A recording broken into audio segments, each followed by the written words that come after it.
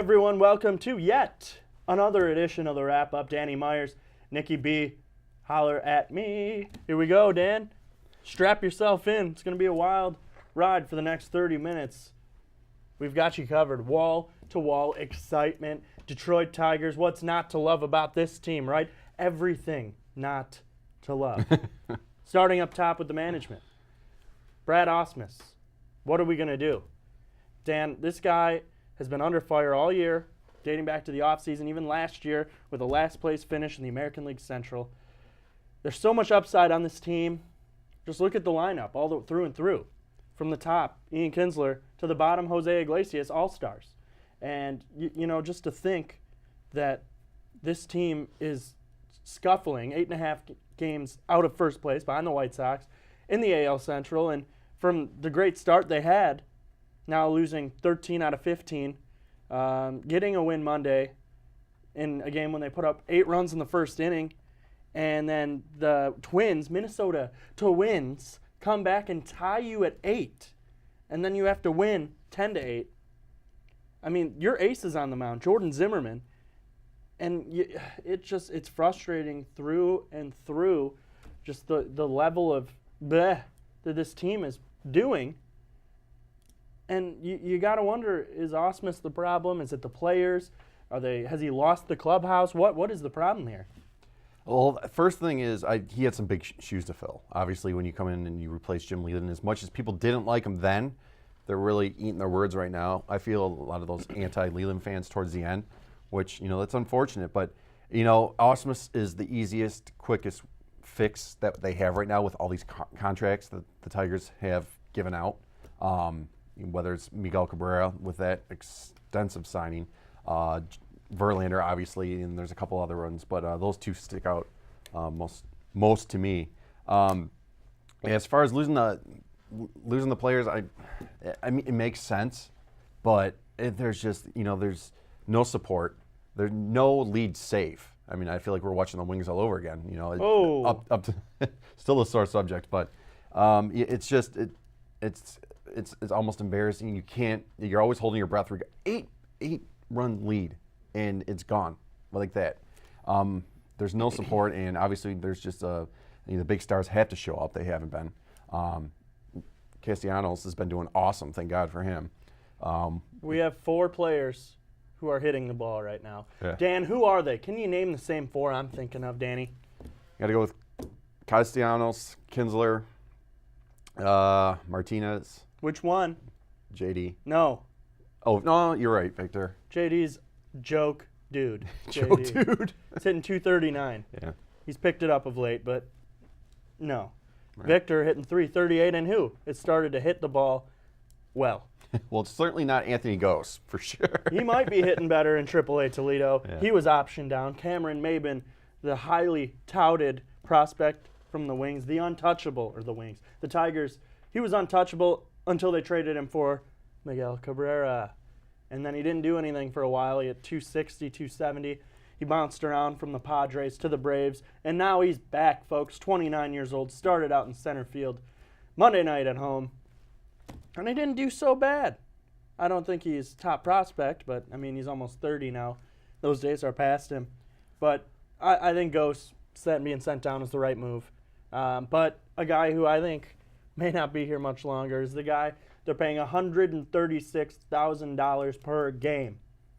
Times that by 162, and you've got a $22.1 million a year player who strikes out how many times, Dan? 57. 57 times this year. And his name is Justin Upton. Great signing, right, folks? Great. I hope everyone just is still so excited that they were. Before, when I got the news, I was sitting at a local pub, and I got an update on my phone from one of the kind sports apps that I have that updates me before the rest of the universe. And thank you for that unnamed sports app that unless you want to give me a check, I won't use your name. We'll take a T-shirt. That works. No. We simple. need paid advertisement here.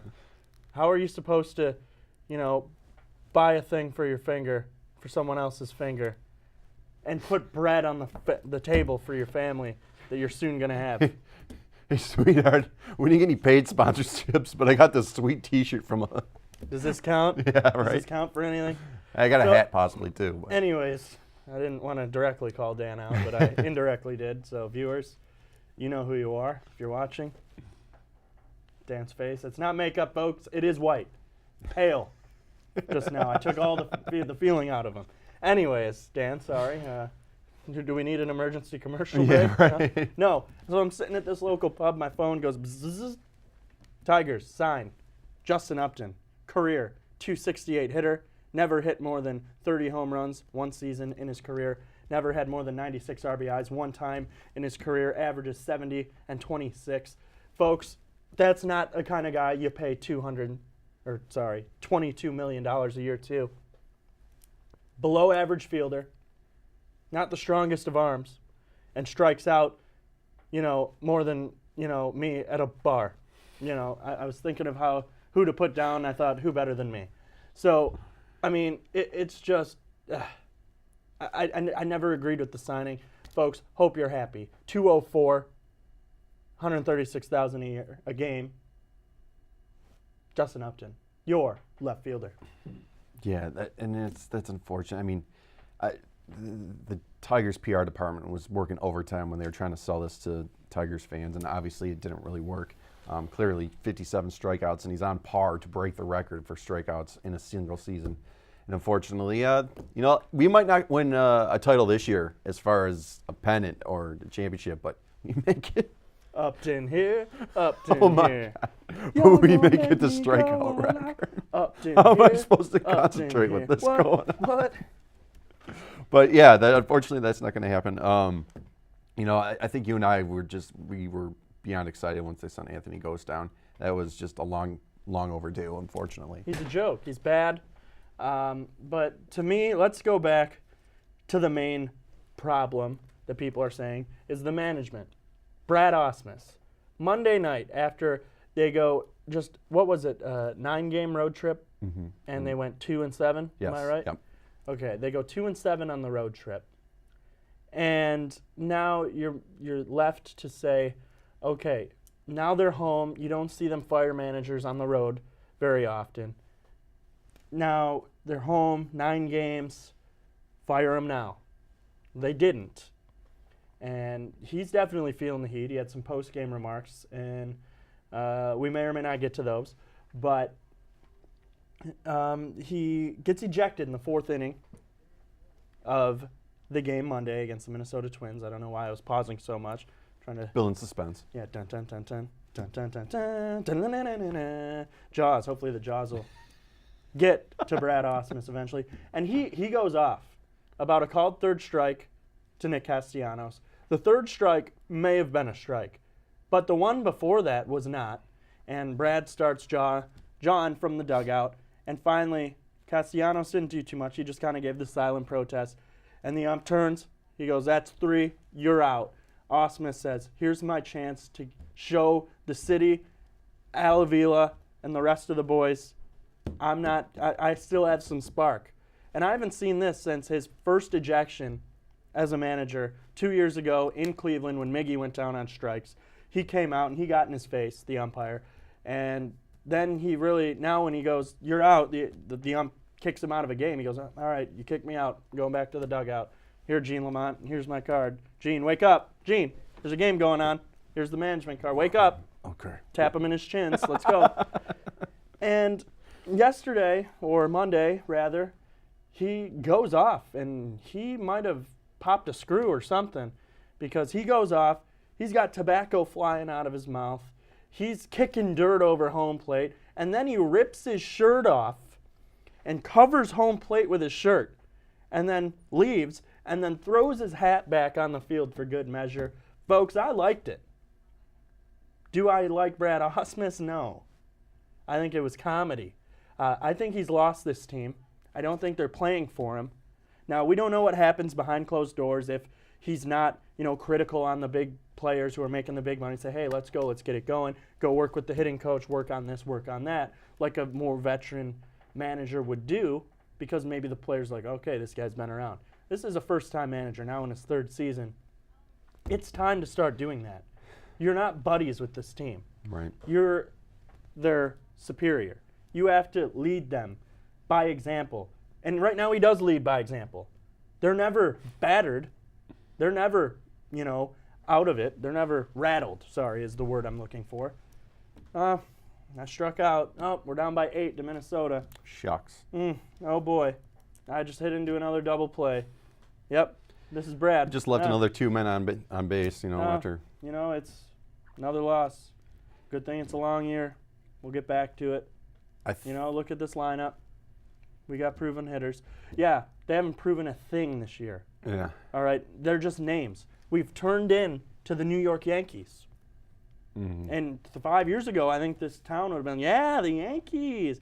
Now it's a place where stars go to die, like the Red Wings. Yep. Madonna, Hatcher, Chelios. Hatcher, wow, I Yeah. like that one. Nice. TBT, Throwback Thursday. Hashtag. I mean, it's a place where they go to die. And look at Victor. Although he's still hitting .338, he's 37 years old. And when his contract expires, he'll be 40. Look at, these other players. I'm drawing a blank. Salty's older. Yeah. The pitching staff's old. Look at Pelfrey. I think they had to blow dust off of him before his equipment. I mean, they're overpaying names. They're not paying for the talent. They're paying for the name. And that's something they have to get rid of. Maybe trade these names or remove some names and get some people in there that are, hey, these guys have upside. They were good 5 years ago. Right.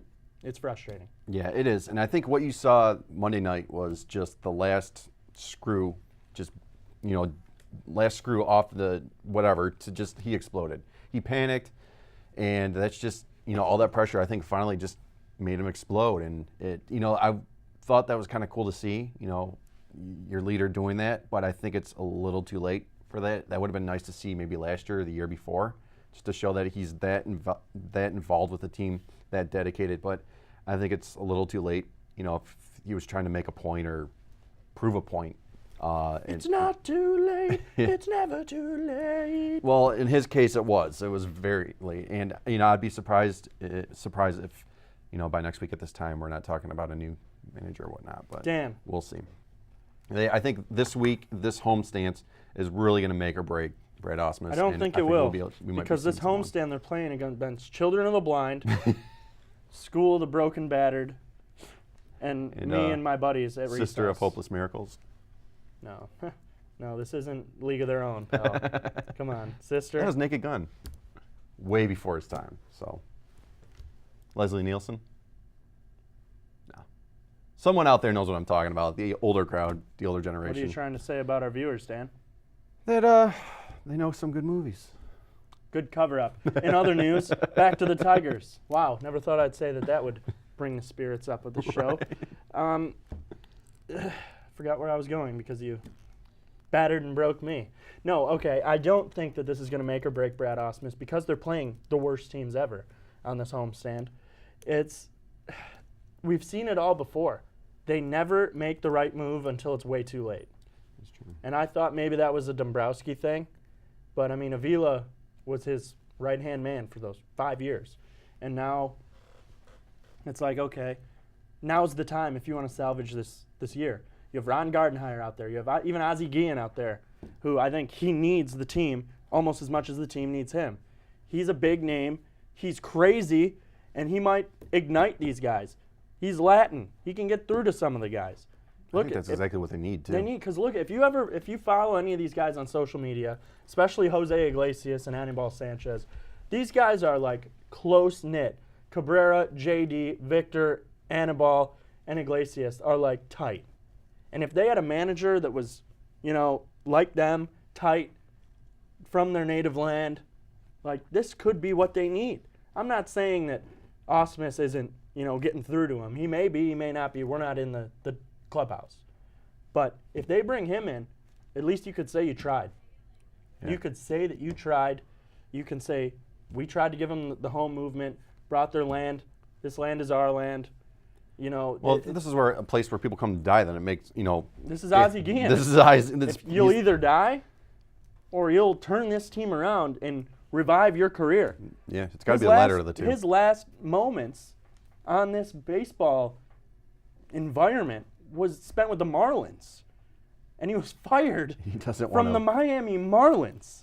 Yeah. You don't want that taste left in your mouth. That's not how you want to walk out. Look right? at what he did to the White Sox in like 2005 when they went. Did they win the World Series or they went to Was it? was they that played the 04? Astros. They won. And They came won. back. Okay. They won. And the Tigers back in the Zumaya when Verlander was still throwing gas and he was relevant, we had some good battles with the White Sox. Yeah, they Paul were Konerko, definitely Joe thorn in our Creedy, side. Jim Yeah. Thome, Maglio Ordonez for us. He used to play for them too. But I mean, Carlos Guillen, Ozzie Guillen. Bring him here. I watched the Sports Cave on a local cable network. They had Matt Derry on and Stoney. Mm-hmm. Matt Derry said, call Torrey Hunter. That interested me. And here's why. He is so much of a leader, no matter where he goes. The Twins said they miss his leadership. When he left here, the Tigers were a last-place team. When he was here, where did they go? Oh, the playoffs every year. Weird. He's a leader. I don't know if I give him management so quick. I don't know if he's a manager. He's like bros with them all. He's one of the best-dressed guys. He's one of the most outspoken, uplifting guys. I miss Torrey Hunter in a Tigers uniform, but the Twins miss him. We miss him. I'm sure the Angels miss him. But that name kind of sparked my interest. Not sure if that'll be the guy. Ron Gardenhire's my leader in the clubhouse, followed by Ozzie Guillen. And if they promote Lloyd McClendon, I'd be a little upset. When he left here as our hitting coach, he went to Seattle to become their head coach. And they had a lineup. They had Robinson Cano. They had, these sluggers who were in their prime. Seager. They had Ackley. They had Ichiro was still around. Mm-hmm. And now, no, Ichiro wasn't around. I'm just digging right now. Ichiro was a Yankee then. He couldn't do anything there. They had Felix Hernandez. This team was loaded. Favorites to win the World Series, Lloyd McClendon's first year. They got last place. The Astros finished ahead of them. Don't promote him. Don't. Go outside. Be better off with sleeping Gene Lamont. You can't do it. I don't know if you have input on the next manager of this team. I would love Ozzie, and the guy was he was on Sports Center every day, whether he's just making a terrific call or just calling somebody out. I think he's the spark that this clubhouse needs, and it's just he'd be the perfect fit. When was the last time we actually had an animated coach behind a bench of any Detroit team? I can't think of anything. I think that's the perfect fit. I would love to see him in a Tigers uniform, and that'd be great.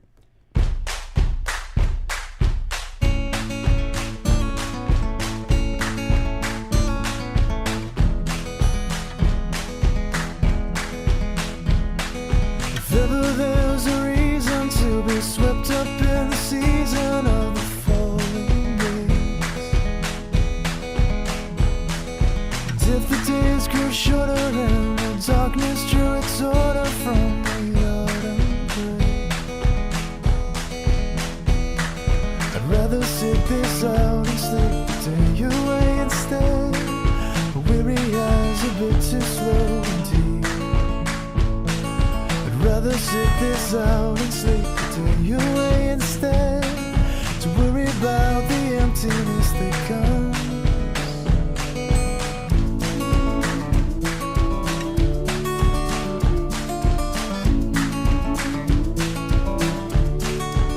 We're enough of this, Tigers. I'm getting depressed. We can't have depression. We're an uplifting show, Dan. We're always positive on this show. Yeah, we are. It's so funny. Let's move on to some winning teams. All right. Hockey, NHL, Final Four, the conference finals, Western Conference Finals, that is. Series 1-0, St. Louis. What have you seen in the series so far? It's a terrific team that surprised me. I mean, at the end of the season, I really did not expect the teams that we have in the Final Four right now. I mean, I can't speak for you, but for myself, is that bracket challenge that the NHL threw out. It's done. All the teams that I expected to be in this Final Four series is just not happening, and it's been really weird playoff. I mean, you thought you had these sure things, and I mean, look how it's going for me now. I don't even think I have one team in this Final Four. But still great hockey. No, and it's still physical, too. I do not have a Final Four team remaining. No. I had Dallas, I think. I had... No, because Dallas and Chicago would have to play each other. I don't know who I had. I think I had... Anaheim. I had Anaheim, Dallas, and I had Washington. and Detroit. So that didn't happen. I have 0 teams remaining. But the Western Conference Final to me is so much better than the Eastern Conference Final. There's so much more hitting. The play is so much faster. It almost feels like the Eastern Conference Finals when you're playing Xbox and your buddy's got a bad internet connection. It's like lagging. That's what the East feels like to me in Tampa and Pittsburgh. Ben Bishop suffers the injury. He's considered day-to-day. He gets stretchered off. To me, if you take off on a stretcher, you're not day-to-day. That means you're a wuss if you come back. Unless you got a broken bone or limb torn, don't be going off on a stretcher. He should be outlawed for the rest. You should have to miss a minimum 5 games. 5 games. I just set that rule. Gary Bettman, hit me up. My phone's right here. Wait. Yeah, we'd love to talk.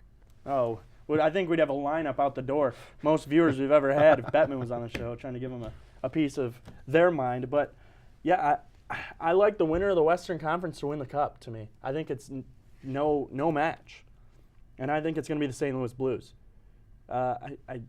Martin Jones, to me, unproven. He's getting a great opportunity here to get that playoff experience and prove himself. And, I mean, you can't bet against San Jose's veterans, Patrick Marleau, Joe Pavelski, and obviously Joe Thornton. They have Hurdle. They have a lot of complementary pieces, Logan Couture. But to me, St. Louis, this is their year. They are the oldest team in the NHL without a Stanley Cup win. Came into the league in 1969 and have not won a Stanley Cup. That boggles my mind. Some of those teams they had with Al McInnes, Chris Pronger, Grant Fuhr, Brett Hall. Paul Kariya. I mean, this team was loaded for years. Yeah. Dougie Waite, local boy, nothing. And now this team, Vladdy Tarasenko is a freak of nature. They have the young kid. Is it Fasca?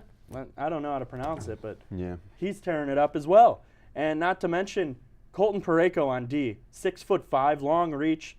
This kid is he's I don't know, he might be younger than me, which where did I go wrong? But oh, that's right, he's a foot taller than me. This kid's a freak, and he's solid on D. They have a solid D core. Weird, Red Wings. Kenny, you listening? No? Oh, okay, that's about right. They have Kevin Shattenkirk, Alex Pietrangelo. They have Colton Parayko. The list goes on. Those 3 guys are top-tier defensemen in this league. Not to mention they have Jay Bouwmeester back there as well. And their bottom 2 pair is, I'm sure, better than anything else we could think of. But David Backes, Paul Stastny, Vladdy Tarasenko. I mean, their 4th line, Scotty Upshaw's been playing really well. And who would have thunk? I think the Blues will be too much. Brian Elliott's red hot in goal. Yeah, they're just full steam ahead. They've got everything going for them. And they eerily resemble a Wings team. They've had all these chances, all these heartbreaks along the way. Granted, the record isn't as long as the 97 team, the record that they broke, but they do have full steam ahead. All the wheels are turning, all the gears are going, and yeah, it'd be terrific if they could pull that out. I'm not the biggest fan of St. Louis teams, but there's some terrific players on that team, and then the Sharks, they're just incredible too. Joe Thornton is just a beast. He's one of those guys that you'd love to have in your team, but you hate to play against him. And the Beard brothers, yes. Joe Thornton and Brent Burns. Yep. I mean, I don't know who has a better beard. They're both freak. Both pretty hideous, but yeah, oh. There's looks like that Sasquatch from the a certain beef jerky commercial. Yeah, whoa. would be walking around. Blanks links. Yeah, there you go. Know your penalties at the Joe. Yep. Those were great. They got rid of them because they dropped their sponsorship. I don't know if they're looking for somebody else. So if they're looking for someone, dial tone. I'll be waiting. But here's the thing. They got Alfred Hitchcock behind the bench. I'm sorry, Ken Hitchcock behind the bench. Eerily resembles Alfred, probably his dad. He wrote The Birds. Psycho.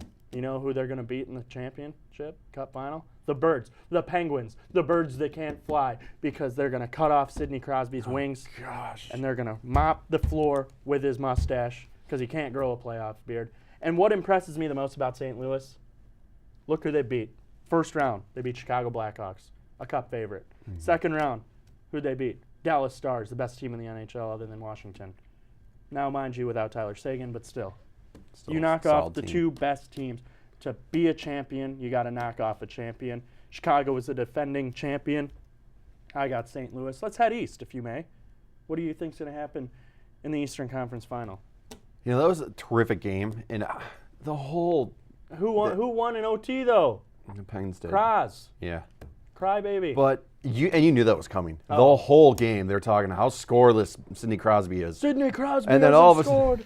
Doc and Enzo, it's crazy. Yeah. Thanks, man. But you knew that was coming. I mean, first period, Crosby scoreless over one, and he's been this many games. And then you knew as soon as that thing went in overtime, who else? Who was waiting for him in the locker room with some things that I'm not going to say? Pierre. That's all I'm saying. Yeah. Let's move NBA while we got some time. Don't change the channel, everyone. I know it's basketball. Calm down. You just lost the remote. It just hid under the couch. Don't look for it. Golden State, OKC. Who do you got? Oh, I have to go with Golden State. Yeah. But I'm what a terrific upset last night. That was some solid ball, and I couldn't get over just the stupid shots they were taking in the last 8 minutes of that fourth quarter. I mean, they just run it down the floor and just, pull up three, air ball. Oh, who? Off the Golden State. Who was it, though? Oh, it was everyone. I mean, whether it was who? Draymond Green or Wait. it was, Wait, who? we'll save him for last. Who, though? We got your boy, your favorite player, Steph Curry. No, your boy. Yeah. Granite. So you get more of a reaction though when I bring that name up than you get from me. But that, I mean, I don't know if you watched just that last fourth quarter was just hideous. Gonzo, did he hit any shots? Oh no. Klay Thompson? Yeah, That Thompson. guy's an idiot, by the way. It was just Let me just unbelievable. add, when that's your girlfriend and you step out on that, stupid.